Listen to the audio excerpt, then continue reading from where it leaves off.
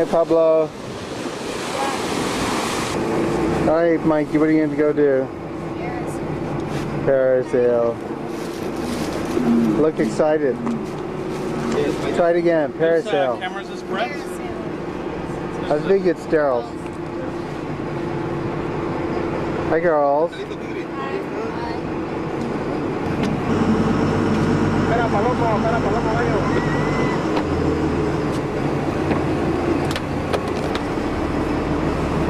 What is like water coming in? Almost. They were so scary. Megan, y'all went out to the dark blue? Yes. It was so scary. It's so shady. So shady. Sketch.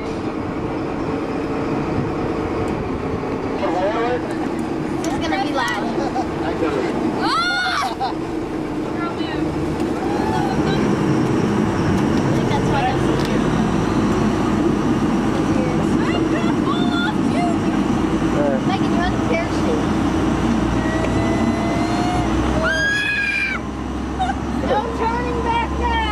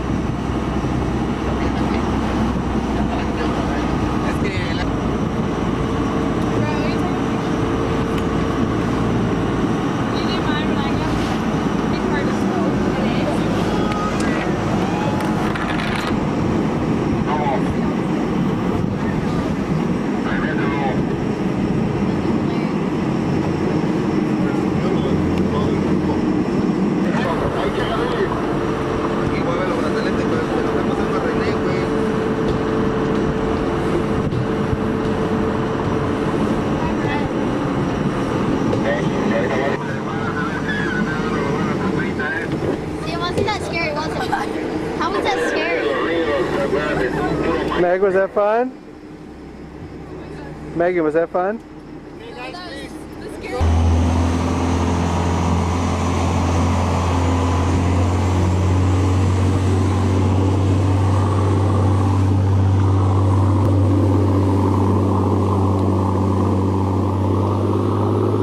How you doing? Daryl. Daryl, look. Hello. Hello. Is this fun? Yeah.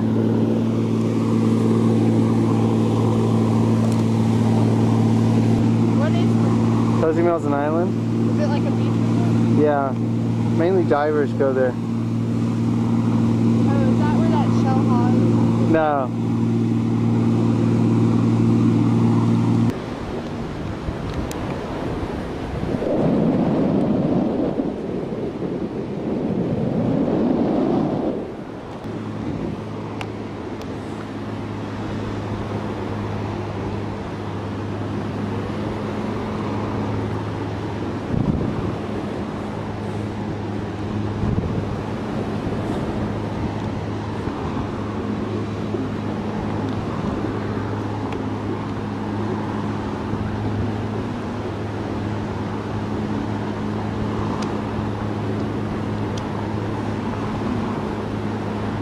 My memory card is full. Your what? Memory card is full. Huh.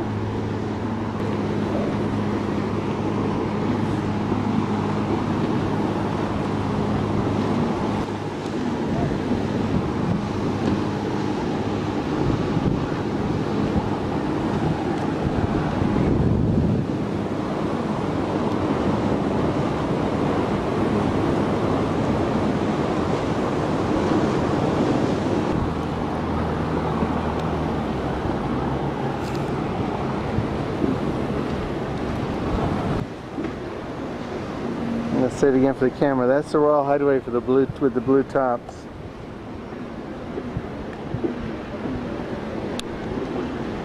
Yeah. Now you know what's swimming in it.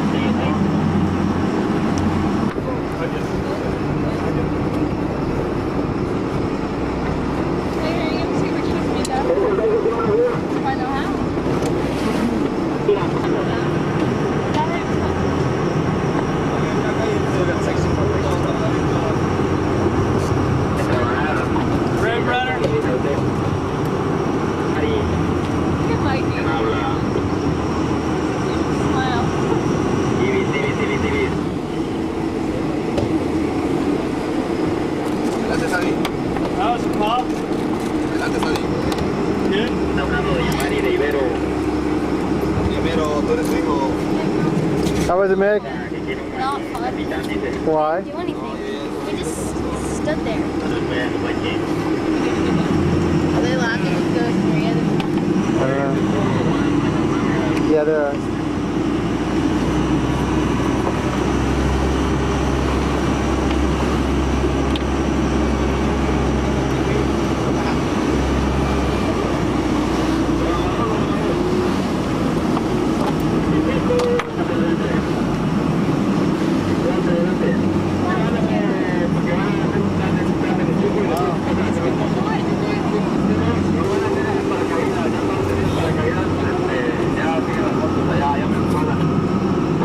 Isn't it supposed to be super special, Dad? That's a. Want to see my pictures from today, Mark?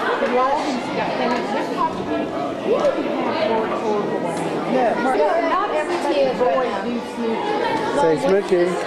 There he is.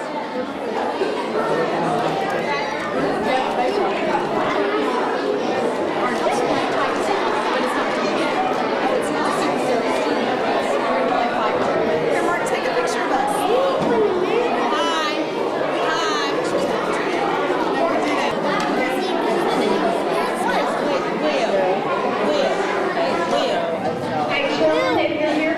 Wendy, Mikey's up there. That's it.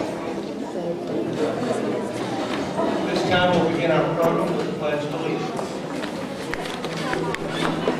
Oh, that's good song.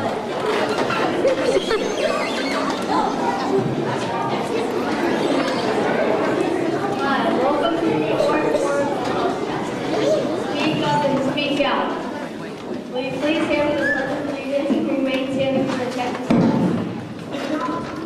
I pledge Allegiance to the flag of the United States of America and to the republic for which it stands, one nation, under God, indivisible, with liberty and justice for all. Thank you. Because you walked away. No, because they're all All right, I like. want to welcome all of you tonight to our oratorical contest. We've got a lot of neat things other than that going on. Queremos dar las buenas noches y la bienvenida al programa de hoy. Hoy tenemos la competencia oratoria y además de eso tiene muchas actividades significativas. Our PTA Lifetime Membership Awards. And the people that we want to honor tonight are very important to our school. This first person is somebody I met several years ago. As you know, I've been principal here for about 8 years. And over that time, I've gotten to know many of the parents in a lot of different ways. I see you at different events. We visited the school. And so I know a lot of our parents, but usually it's the moms that I get to talk to the most because they're usually in the office. They come by to talk over problems, offer suggestions, come up with ways to improve our programming, always in the spirit of finding better ways to serve our children. But in this case, it was a dad that I met when I first came here, my first year here. He had come to school to deliver personal canned pizzas to his 3 children who were in attendance here. I think his daughter now is a junior in high school. That's been her about 3rd grade. And so we were chit-chatting, and he asked, well, when do you eat? And I said, no, not during the school day, that's for sure. I don't have time. A nice, generous, thoughtful thing, and that's always the first thing I think of when I think of this person. Over the years, I've gotten to know him, and one thing always stood out in my mind is that he's never been in the spotlight, never asked for any publicity or notoriety. He's always worked hard for the improvement of this school, his alma mater, for not just his kids, but for all the students in the Kramer district. Well, that's all well and good, Kyle, but as we all know, behind every good man is an even better woman. So I'd like to talk about this woman behind this man for a few minutes, if I may. Probably a lot of you know her name, but you may not know her. And because, like her husband, she is kind of a more behind-the-scenes kind of gal. I know one time, years ago, she said she would never, ever be PTA president if you paid her $1 million. That's not because she doesn't care about the causes. She cares very much, more than almost anybody else I know. She has certain passions, and when those passions are sparked, she goes 90 miles an hour, 24/7, to get those things accomplished. Even if it's not her personal passion, she was always willing to help you with yours. For many years, she was the driving force behind the cold care program, where we gave Kramer kids a little something extra at the holiday season. She also headed up our fundraising efforts for a number of years, resulting in the PTA raising more money than it ever had before. Another personal goal that she had was trying to get all the parents involved at Kramer, not just a select few. And her support and dedication to the Muffins for Mom and Donuts with Dads, of gatherings we had, were hugely successful in bringing in new faces to Kramer. But it's not just Kramer and the kids that she supports. She lives in and loves this neighborhood just as much. She was instrumental in starting up the July 4th parade, an opportunity for everyone in the neighborhood to congregate and get to know each other. She truly feels that just because we all don't go to the same school didn't mean we couldn't all be in one community. And now, many years have passed since I've gotten to know their family, and their last child graduates next year. That's going to be a tough one, because we're going to be losing one of our biggest supporters, and that's always a sad time, but tonight we get to celebrate them. Most recently, we decided to start this dream of a new playground. This is something that we've been talking about for a long time. We've had plans, we've talked to different contractors, we've got the district involved, but one thing we didn't have was the money. And that's an important piece. So in any big project, you got to get the right people on the bus. We want to get the right people involved in moving the project forward. Well, once again, staying out of the light, working in the background, behind the scenes, but making sure that the money was raised to get this project rolling. The same family got involved and has made our playground become a reality. So, be it the woman behind the man or the man behind the woman, suffice it to say, these two have been so valuable to our school and neighborhood that it is time we publicly recognize them both. It is their time to be in the limelight. And it was with great pleasure that we present this year's PTA Life Membership Awards to my very dear friends, Mark and Whitney Stanton.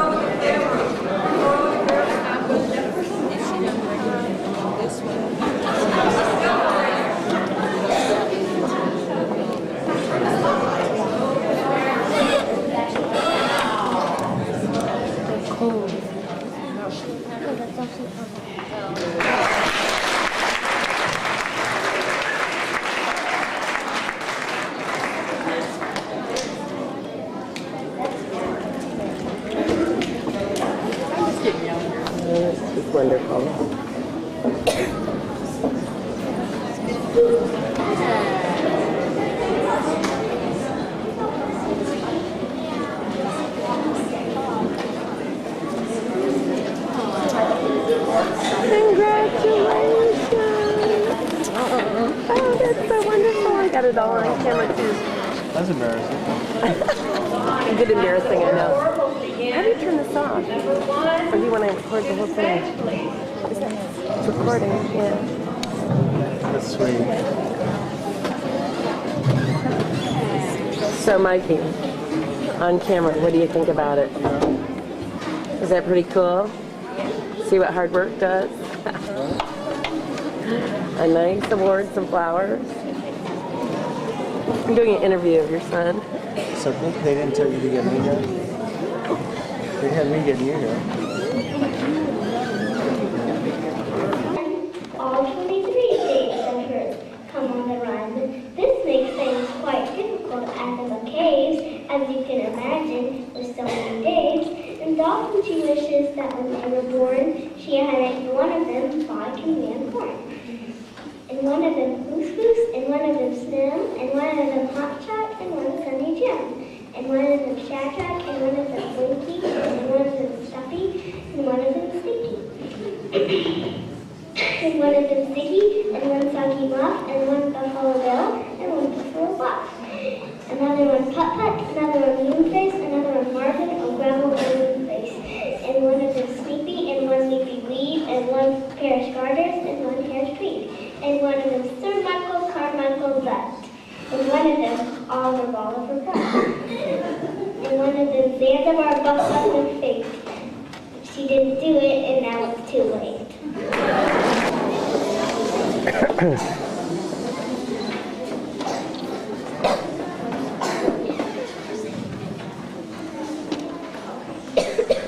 Hi, my name is Carson Pinker, and I'm from the kindergarten. The name of my poem is I Wear the Most Amazing Shoes by Jack Perlitz. I wear the most amazing shoes the world has ever seen.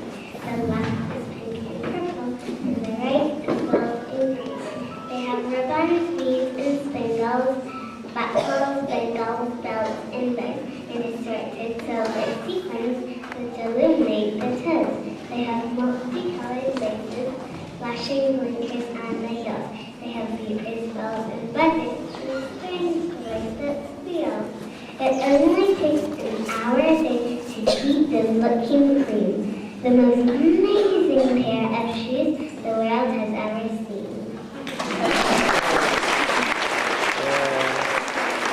Aunt Pinker, and the name of my poem is I'm Wearing an Enchanted Hat by Jack Perlitz. I'm wearing an enchanted hat upon my lovely locks. I made it from a pillowcase, bandanas, rags, and socks. I painted it for colors and I've even learned to name. The size and shape you came, though the colors stay the same. No sooner did I wear it, than it was apparent that my remarkable creation was no ordinary hat. I happened to be thinking of my missing teddy bear when suddenly atop my head I felt it sitting there. When I have got my hat on, all I need to do is wish. If I wish for chocolate pudding, it appears upon a dish. I wished for giant fans and dancing kangaroo, a miniature unicorn, and each of them came true. No matter what I wish for, it is granted instantly. If it can fit inside my hat, it simply comes to be. I'm learning what to never ever wish for anymore. I get tired of escaping from my tiny dinosaur.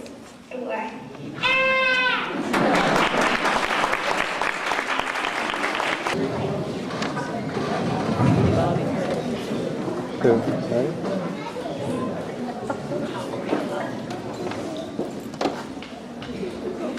Hi, I'm Mary Flaviana, and the name of my poem is My Shadow by Robert Louis Stevenson. I'm a little shadow that goes in and out with me, and what could be the use of him is more than I can see. He is very, very like me from the heels up to the head, and I can see him jump before me when I jump into my bed. The funniest thing about him is the way he likes to grow, not at all like proper children, which is always very slow. For sometimes he shoots up taller like an India rubber ball, and sometimes gets so little that there's none of him at all. He hasn't got a notion of how children ought to play. I think shame just sticks to nurse as that shadow sticks to me. One morning very early before the sun came up, I rose and found the shining dew across every buttercup. But my lazy little shadow, like an errant sleepyhead, had stayed at home behind me and was fast asleep in bed. Where is she? I wish I'd known. Like I said, I could have had my wife just bring it to her. No, I don't know where. Oh, she carries out of town. Oh, really? I kept saying security for you, I was trying to think if I could. Yeah, I'll stay. I'll be around. You will? Yeah, whatever You might you need be. to do. Okay. That's why, just for kind of a... I'm afraid you might be. I understand. I'll be glad to. I'll be around the whole time, so. And he's so nice. He really likes Yeah. being with the kids. Yeah. I mean, security said, don't make him do a dinner. Let him do something with the kids. That's me. Yeah. He enjoys. Yeah. I was trying to think of where the subway is near. Isn't there one right here? Oh, by house. Oh, you know where it is? It's at Preston. If you get on the toll road, get off Royal and turn left, it's by the Artie Ware. There's this little subway tucked in there. That's right. I can trust it.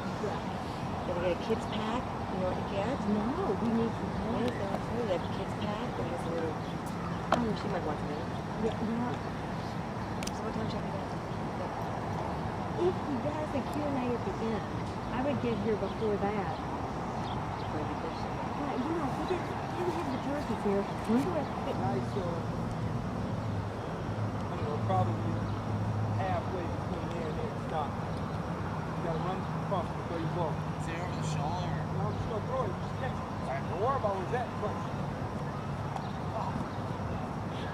Go.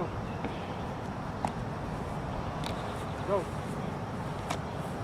Catch the football.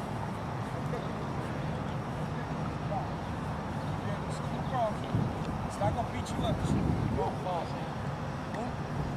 It's not gonna beat you up. It's fun. Nope. 3.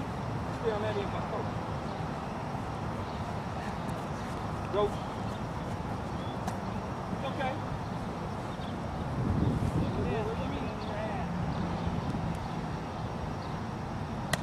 Go. Good job. Go. Go.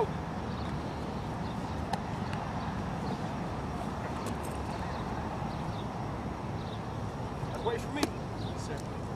Go. Catch it with your body. Catch it with your hand. Put your hands out. Go.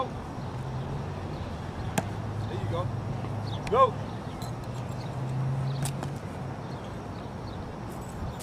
Go. Go.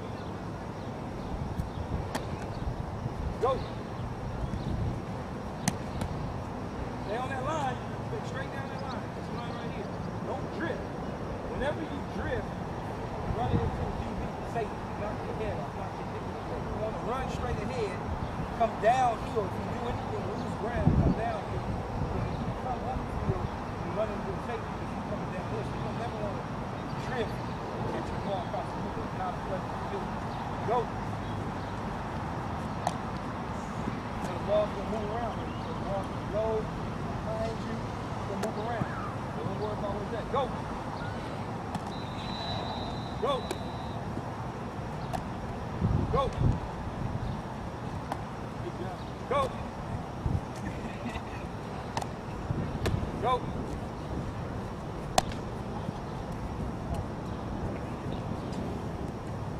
Go.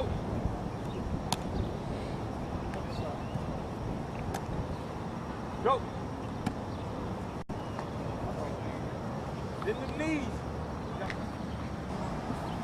Shoulder here. Here. Make sure you're always boom. Boom. Boom. That's what you want to be. Let's get one more going.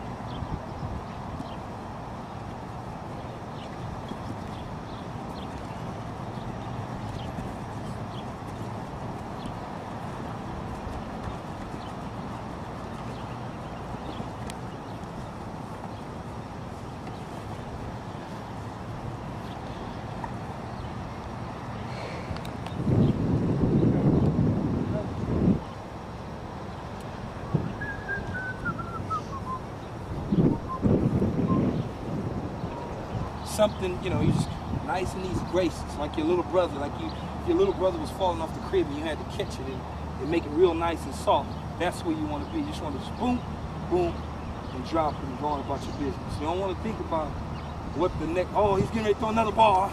You know, you see guys in training camp that come in, they're tentative, they don't really understand, don't really know it, get a little confused, they get a little scared, and they start thinking about, ball's coming out. And I mean, when they're coming, and they're rapid, you know, and I mean, and it's a lot easier when you just catch it, drop it, focus on the cone.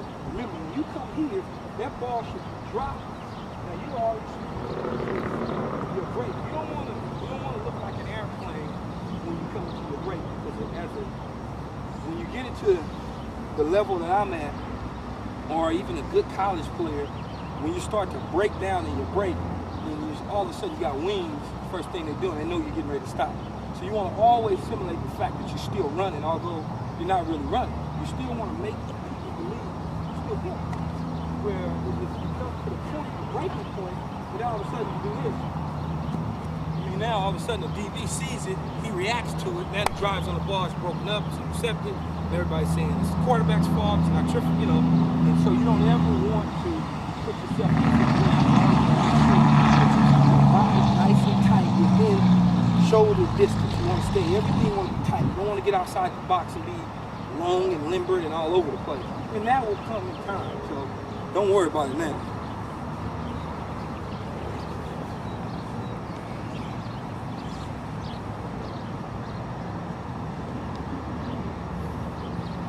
Go.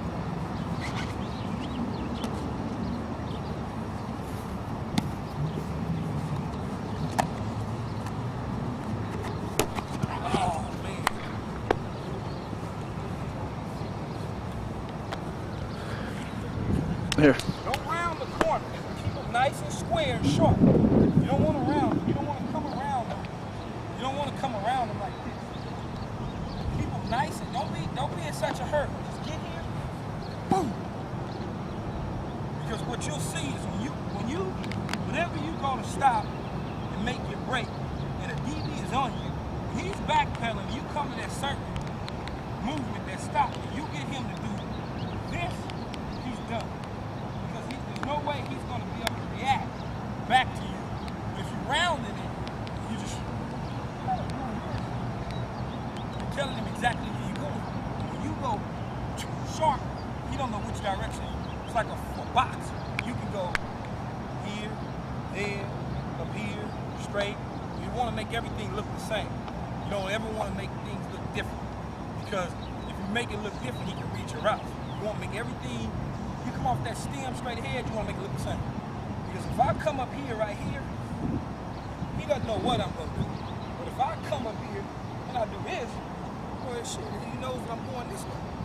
You know, if I come straight ahead, he don't know there, straight past it, stop, come. So you want to always make it look the same. Whatever you do, you want to stay straight ahead.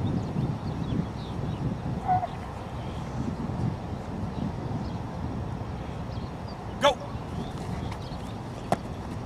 Go. Ah, good catch. Go. Go. Good job. Oh.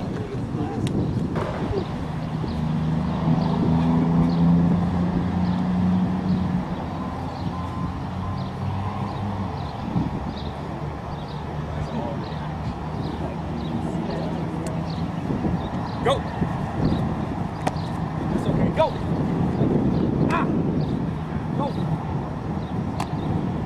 Go. Ah, good job. Nice catch.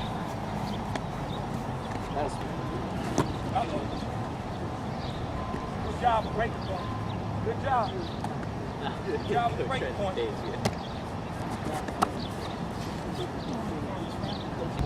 First thing they do is do this, or running, you know, the ball loosely. When you see guys that never fumble, you always see this here. Now the defender can't get the football. So you catch it, make sure you take it away. Fumbling is a no. Oh, my fault. Nope.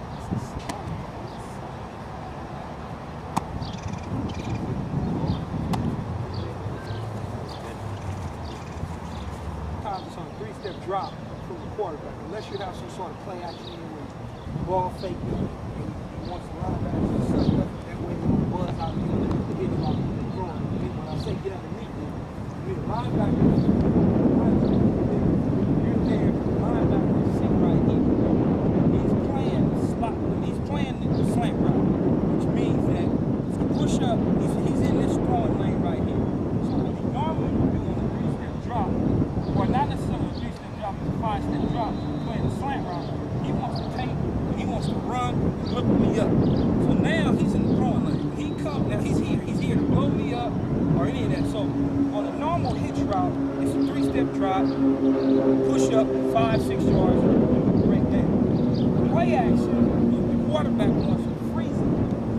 Play action this way, or better yet, see the vision coming this way to suck the linebacker up. That way he doesn't get the throwing lane. Once he takes that step up, he's done. He can't react as fast and get back, and it makes it a little easier.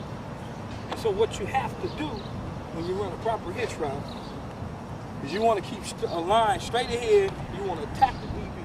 For a person like me, I'm big, I'm tall, small, I'm scared to do this shit. I want them to think that I'm running straight down that throat, looking square in the eyes, and I'm coming full speed ahead like a train. You don't want to run like that.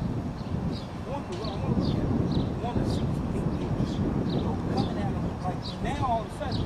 At first they start doing it on their heels. Oh my God, oh my God, oh my God, oh my God, oh my God.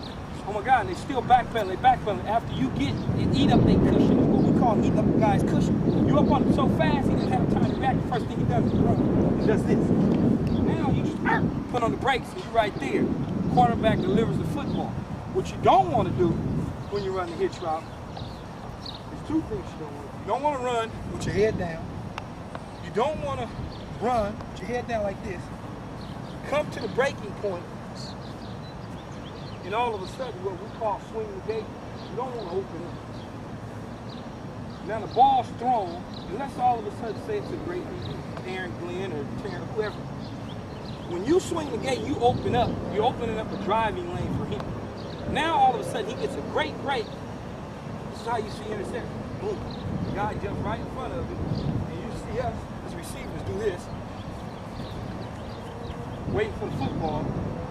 The guy breaks from the drive, he comes right through, intercepts it. And the first thing the guy on television who doesn't know anything says, oh, what a bad throw by the quarterback. It's not true. The receiver ran a bad route. If you come, you push up, and you boom!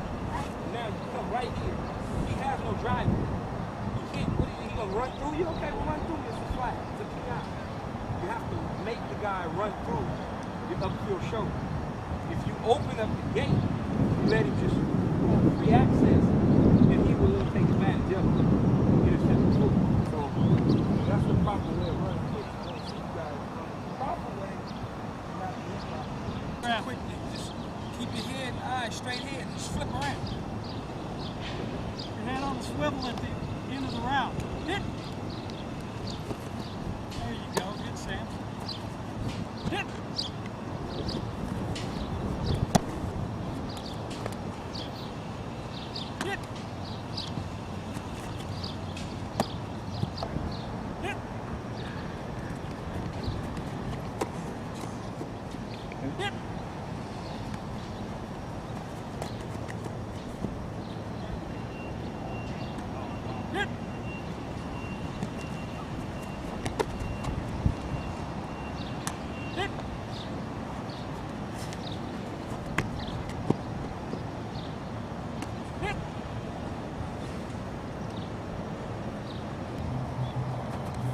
Make it too early. Get to the top of that cone.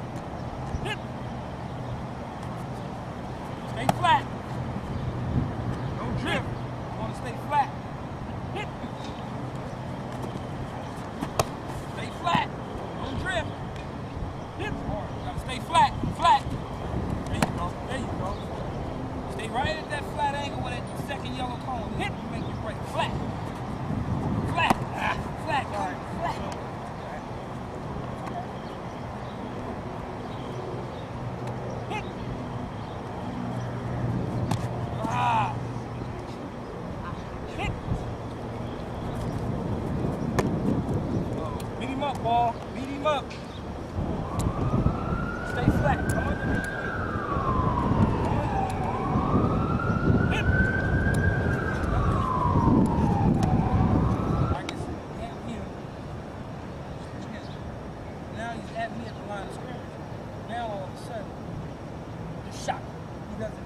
to snap the ball.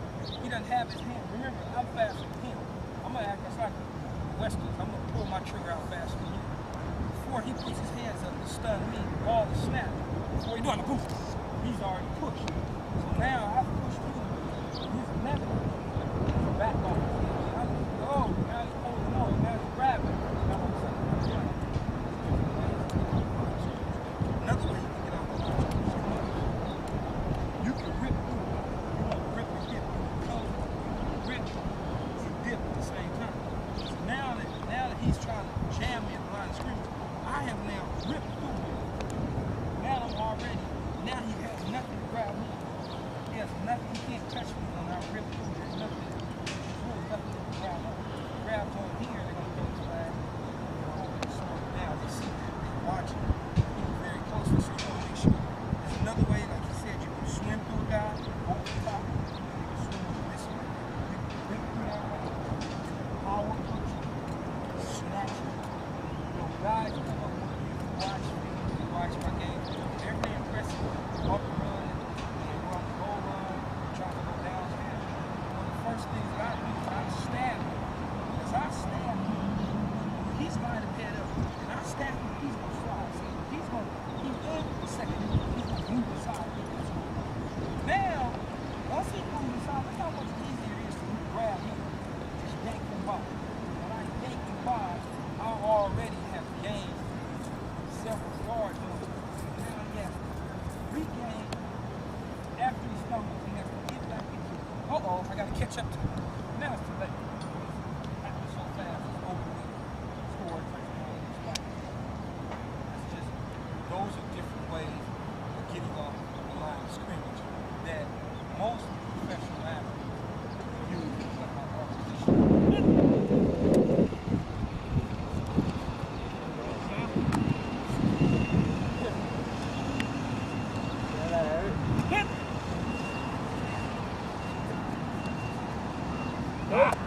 No.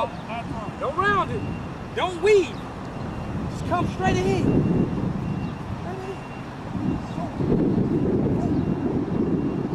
Just sit. And I still play.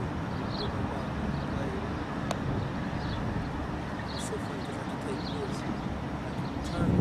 I can actually literally take this part of the thing and turn it.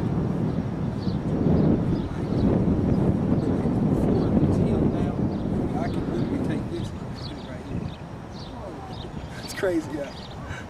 It hurt like shit. What was that from? I was jacking around in practice with an assistant coach. We were playing around, horse playing. My finger got caught in his jersey. And in his shirt, and it got caught. And it got caught and broke. So my joint detached and tore. So I was telling them, I literally used to take this finger and take this portion of my finger and place it back here in the Super Bowl. Yeah, see, look how far it goes back now. How long ago was that? This was 03, we played the Super Bowl in 03 and we won when I was in Tampa Bay. So everybody's run one? Yeah. Okay.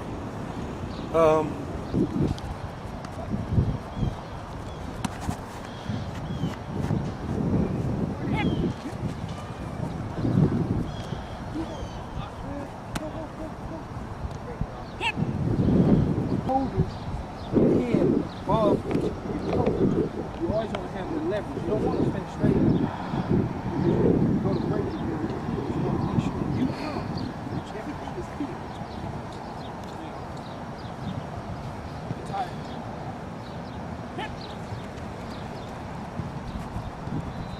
Don't round it. Don't round it.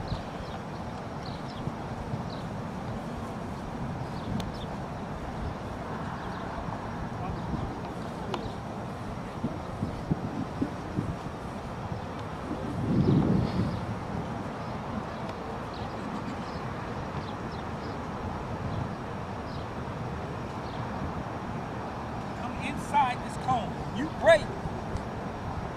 You break. You break inside of me. You come and you break inside of me. You shade down inside this cone. You want to shade inside this cone.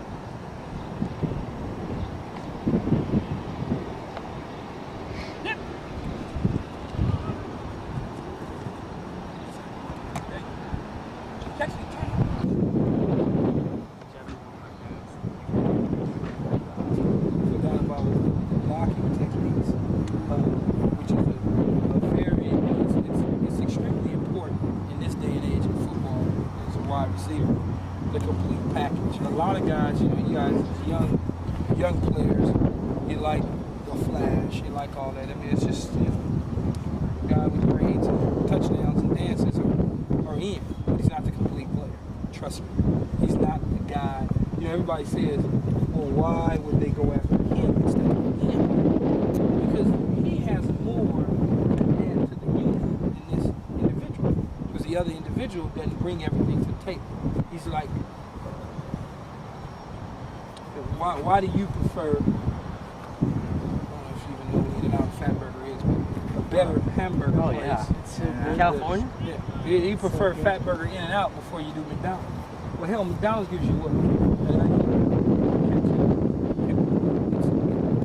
In-N-Out will give you certain receivers in this game gives it all to you. You know, McDonald's is a machine, PR machine. They pumping out burgers of my little sons. They don't like In-N-Out. They like McDonald's because it looks good. It's cute. It has brown and he's dancing and you know, all that. And that's the same way, like I said, you have to translate real life things into football terms sometimes because it's just easier that way. When you look at In-N-Out, Fatburger versus McDonald's. Yeah, McDonald's is all over America. And Fatburgers and In-N-Outs are only in a few places. But the kid prefers McDonald's because it looks better. Like you like Kobe Bryant, I'm sure. Positive, like you might not like him, but you like him. You like Tracy McGrady, you like Allen Iverson, you like all, but because they either braids, change, yo, what's up? But the other guys is just as good. Ray Allen, there's no difference. What's the difference between Ray Allen and Kobe Bryant? Nothing. Same player. No one likes Kobe Bryant. Yeah, but as a player, everyone loves Kobe Bryant. Not as a person maybe, but as a player, everyone loves him. But all I'm saying is, when you look at flash versus solid, you take flash. My truck gets the same place, and it's a Land Rover, as a Range Rover. But people say, oh, he's driving a Land Rover. Why ain't that have a range? It's the same car. It goes from A to B. It has 7 seats, that has 5, and it's $40,000 cheaper. But the other one is nicer to me. It just looks sexy. It does. What about Heinz Ward? Heinz Ward, he's a full package. Yeah, definitely. But Heinz Ward's a full package, but people won't say that. They'll say Heinz Ward's a good, solid receiver. This is what the people, the media, the so-called experts. Oh, he's a good person. That's what they say. He's a good, solid citizen. So because he's a good, solid citizen, we're going to award him as a good player. We're going to say he's a good player because he's a good, solid citizen. They're avoiding the fact that he's a solid player. They're avoiding that. They're avoiding that by saying they're supplementing and camouflaging by using good person. What does that have to do with him being a player? Nothing at all. But that's and you'll learn as you get older in the professional sports. That's just the game that they play. Solid blocking techniques is blocking wide receiver. You want to have all the package. You want to be able to go downtown, inside, outside, you hit, pick it up, go. You also want to be able to block the wide receiver for the running back. Because the more you block the running back, the more you are. He gets down the field. The important blocks are down the field. He gets to the first wave of defenders. You have to stay on top of the safeties and the corners so that he can score touchdowns, so he can run, so that Julius can look good and score touchdowns to help your team win, which at the end of the day, hopefully, is everyone's ultimate goal. And one of the things that DBs are not physical. Safeties are physical in the box. They're physical down in the box because they're somewhat of a linebacker type. Corners are not. They're just not physical. They shy away from contact. And one of the things that you want to be able to do is when you have a defensive back, you never want to get on. You never want to get up outside the front of the body. You want to make sure that you stay nice and tight right inside the front of the body because you can control him. You get up on him, you can control him anywhere that you want to go. The running back is behind you. You want to give him a two-way go. You never want to give him a one-way go. So you want to stay square on the defender, nice and tight, right up on him. And you want to control him. If you do this, the running back has one way to go. He can only go inside. If you do this, you give him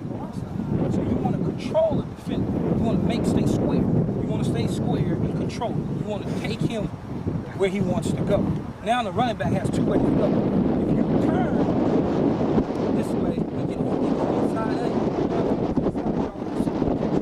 Or if he goes outside of you, step on the ground. Stay square and teach you any type of way to go. You see guys get dumped by the guys that's here. It's always guys I have them tight to here. Now my strength, they have no leverage, and I can control them, drive them, get them off balance, and dump them, and then lay on top of them. And everybody says, oh, pancake block. That's what everybody, oh, it's a great pancake block. You always want to stay in front of the defender. You always want to stay in front of him. You always want to stay right in this frame of the work of the body, right up in here. You never want to get outside the box. And if you ever start to lose him, meaning you're in here and all of a sudden he's getting away from you because he's chasing, just take him and nudge him. So you just take him and you just nudge him. You take him, and if he's getting outside the framework, take him, you run him. You run him as much as you can, you just run him. You just keep running him. You never, you just keep your feet moving, you keep running him. As long as you keep your feet moving and you keep running him, he can't adjust or react to the running back, who's now up on him and gone. But if you hit him and you let him go, he can chase the guy. But if you got him and you're working with him, nothing you can do. You must not like Terrell Owens much then, huh? I mean, he's a friend of mine, but he's not what you would consider a complete wide receiver. He doesn't block. He won't take the tough hit. He shies away from the contact. But he's a definite friend. I just talked to him 3 nights ago, and so it's just not his style. That's why you say, see, the way that things go in the National Football League is there's perception and there's reality. The reality of it is certain players are very, very, very good. Their perception is everybody's good. But the reality, everybody is not good. Everybody is talented enough to make the National Football League, but at the level, there's superstars, there's guys that you can't even describe what they are, what they mean. And then there's guys that just make it every single day, get a paycheck. Then there's other guys that are selfish. Then there's guys that perceive to be selfish. There's individuals that have targets on their back that people don't like. I mean, there's all sorts of different characteristics and characters of individuals depending on who you ask. T.O.'s an example of that. Very phenomenal football player. Never taken a team over the top. Never helped the team get to another level. Philadelphia was already going to go to the championship, with or without him. He didn't take Philly to the next level. Philly was already at the next level. He was supposed to catapult them to the next level. He never got the 49ers to the next level. And that's okay. He'll go on and be one of the greatest receivers who ever played the game in most people's eyes. But in the reality of it is, he never took a franchise that was here and took them there. See, and that's the way and at the end of the day in professional sports, a lot of guys will be that way. And everybody's, oh, well, it's not his fault. It's 12 other guys. Well, yeah, that's true. But certain sugar that comes off your body helps sweeten the pie. And you have to be able to sweeten the pie with the sugar that comes off your body. The aura, the smell, all of that. You have to be able to do that. And whatever you do, when you walk into a room, and people tend to go, it's time to go. See you later, coach. It's a problem. Now when a guy walks into a room and all of a sudden everybody's focus and attention sucks up to this individual, that's a different aura, different smell. You understand what I'm saying? Kobe Bryant walks into the room, he's a good player. Hey, I can see you later, guys. When Shaq walks into the room, people start to say, can I sit there? Can I do this? Can I do that? And that's the difference in the players. When Terrell Owens walks into the room, people kind of go, he's a good player. He's going to always be good. But the San Francisco 49ers is in the same position he was in when he left. They're sorry. Philadelphia Eagles are in the same position when he got there. They're good. Nothing's changed. And that's the key point when you evaluate talent. Nothing's changed. Marshall Faulk faded, the Rams faded. Marshall Faulk goes, they go. You see? Right. And when you think about players, when Larry Bird was rolling, Larry the legend, the Boston Celtics was rolling. Celtics can't get out their own way. When Shaq was dunking, the Lakers was running.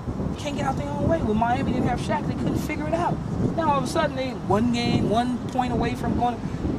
That's the type of players that are important in the National Football League. When you say, well, why didn't the Dallas Cowboys go out and get Terrell Owens instead of Keyshawn Johnson? Because it doesn't fit for what they're trying to do. Yeah, he may score some touchdowns and catch a bunch of balls and do all of this and that, and everybody says, "Wow, he's the greatest." Dallas Cowboys will still be 5-11. They won't, and the players around them won't get any better. All of a sudden, receivers didn't get better. Team didn't get better. Team didn't get solid. Team got worse. Receivers got worse. Receivers either stayed the same or got worse. When you look at situations where you have guys that come in to certain situations, teams get better because they bring a different aura. The whole organization just looks different. When Bill Parcells comes, it just looks different. Even if they are whatever the hell we were, 6-10, we look different. It just looks different. When you walk into the carpet, it smells better. The room looks different. The food tastes better. When you had Dan Campbell or whatever, it just was, you go to work every day, see you guys later. And they still was 6-10. It didn't really allude to anything that was of importance, any substance, any of that. And that's the same way in professional sports, via coach, via player, any of those things. Certain people, when Michael Jordan takes over, team wins games. Michael Jordan's no there, they lose. The Washington Wizards just look better with Jordan on the team. They got better. They didn't go from 1-1, from 100 to 1, but they got better. They increased their chances of getting better. Then a year later, whatever stink he left in the locker room carried over, so now they make the playoffs. Those are the sorts of things that are important in analyzing athletes and players that people forget and don't realize. They look for the flash. They look to say, oh, well, Peyton Manning's mighty good. Well, yeah, Peyton Manning is great. But Peyton Manning hasn't gotten to the level to take a team over the top. Well, it's not his fault, it's the defense. It's not true. And they all, in this media world that we live in, they all want you to believe that Peyton Manning's doing fine and the team is because of the defense. Well, if Peyton Manning was so great, the defense would adjust and adapt to his style of play, and they would step up to the plate and play better because they know what's on the line. And he's doing everything he can do. Okay, sell that to somebody that don't know sports, and they'll buy it. I can't buy it, and so many other guys in the league don't buy it because we've seen it. We know. He throws the football all over the field because that's the offense. That's what they do. If they took the ball out of his hands and decided not to throw, then he wouldn't have the numbers or the statistics. Whenever you throw the football from the 5-yard line on 4 consecutive plays, you're going to score. You should score. Yeah, and that's what, throwing the ball from the 5, getting all these touchdowns. Everybody says, oh, he's breaking the record. Well, he's throwing on the 5-yard line. When you're throwing the 5-yard line, you're going to score. But when you're a team that runs the ball, you're going to. When I was with Tampa Bay, we ran the football. These are one of the things that we decided. We said, we're going to run the football because our coach felt the chances of winning is better on the ground with us than throwing. So we ran the football. And at the end of the day, we won a lot of games as a result of that. And so for us, it was like, we don't have a very good offense. But our offense wasn't. Our offense was a protege of our defense, which was just phenomenal. We played into our favor and said our defense will win the game for us and we'll control it. Let the defense win and we'll just control the game, running the football, and we'll throw when we need to throw. And we went on and won the Super Bowl. And that's the way we decided to do it. Where other teams like the Indianapolis Colts decided they're going to win with their Peyton Manning. Peyton Manning. Make it.